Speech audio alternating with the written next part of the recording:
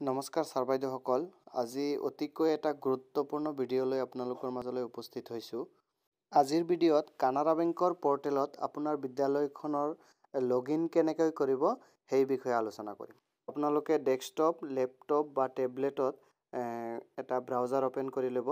Opera mini নহ'লে Chrome open কৰি তাত আপোনালোকে টাইপ কৰিব gbiz.canarabank.in। তাৰ পাছত আপোনালোকে গুগলৰ এনেকুৱা এটা ইণ্টাৰফেচ খোল খাব। ইয়াত প্ৰথমত যে আপোনালোকে দেখিছে কানাড়া বেংক, তাত ক্লিক কৰিব। ইয়াৰ পাছত চাব কানাড়া বেংক পৰ্টেলৰ এটা পেজ এনেকুৱাকৈ খোল খাব।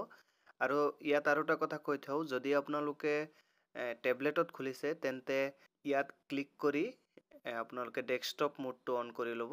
ইয়াত দেখুওৱা হৈছে। ইয়াৰ পাছত আপোনাৰ বিদ্যালয়ৰ কানাড়া বেংকৰ কাৰণে যিটো ইউজাৰ আইডি আৰু পাছৱৰ্ড আছে, এই পাছৱৰ্ডটো ধুনীয়াকৈ নিৰ্দিষ্ট স্থানত এন্ট্ৰি কৰিব। লগতে কেপচাটো এন্ট্ৰি কৰিব। মন কৰিব যে কেপচাটো যেনেকুৱা আছে একজেক্ট তেনেকুৱাই হ'ব লাগিব।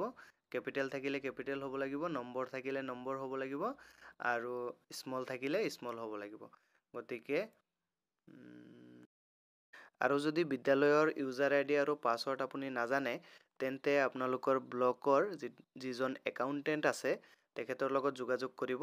তেখেতে আপোনাক এইটো প্ৰভাইড কৰিব আৰু তাৰ পাছত আপোনালোকে লগইন কৰিব।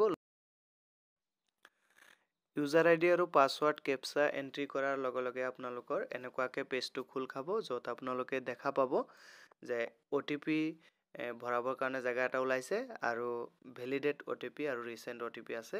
গতিকে আপোনালোকৰ বিদ্যালয়ৰ যিটো মোবাইল নম্বৰত আপোনাৰ কানাড়া বেংক পৰ্টেলত দিয়া আছিলে সেইটো নম্বৰত এটা OTP আহিব। এই OTPটো আপোনালোকে ইয়াত যিটো আছিলে তেনেকৈ টাইপ কৰিব আৰু তাৰ পাছত ভেলিডেট OTP দেখিছে যে ইয়াত ক্লিক কৰি দিব। ইণ্টাৰফেচটো এনেকৈ খোল খাব, অৰ্থাৎ আপোনাৰ লগইন হৈ গৈছে। আৰু ইয়াত এটা নটিচৰ নিচিনা আপোনালোকে দেখিছে, এইটো একো কৰিব নালাগে, এইটো ক্লোজ মাৰি থৈ দিব।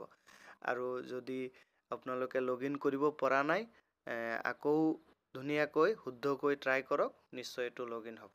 গতিকে পৰৱৰ্তী ভিডিঅ'ত আমি ইয়াৰ পৰা আপোনালোকৰ বিদ্যালয়ৰ যিবিলাক ফাণ্ড আহিছে এইবিলাকৰ ডিটেইলছ কেনেকৈ চাব, ভেণ্ডৰ কেনেকৈ এড কৰিব, এইকেইটা আমি পৰৱৰ্তী ভিডিঅ'ত আলোচনা কৰিম।